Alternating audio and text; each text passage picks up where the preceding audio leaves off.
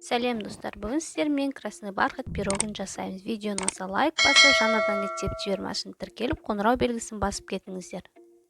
Ең алдымен ыдысымызға ұн салып, сары майымызды теркадан өткіземіз. Сары майымыз суық болу керек.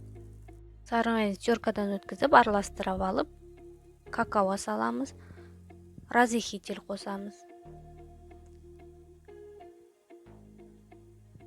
Қант саламыз. Краситель қосамыз. Барлығын жақсылап қолмен араластырамыз.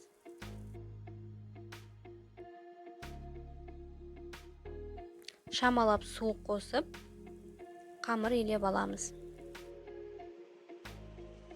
Илеген қамырымызды екіге бөліп, холодильникке салып қоямыз. 1-2 сағаттай холодильникте тұруы керек.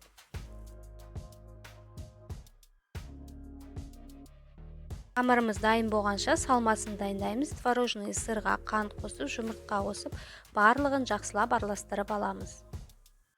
Формамыз дайын болғаннан кейін формамызға пергаментный бумаганы төсеп, қамырымызды жайып шығамыз.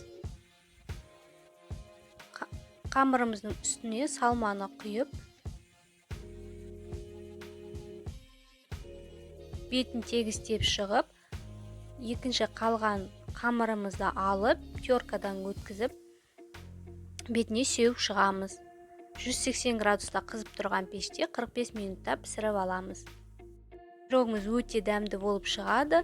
Видеоны аса лайк басып, жаңадан рецепт жіберу үшін тіркеліп, қоңырау белгісін басып кетіңіздер. Рахмет сіздерге.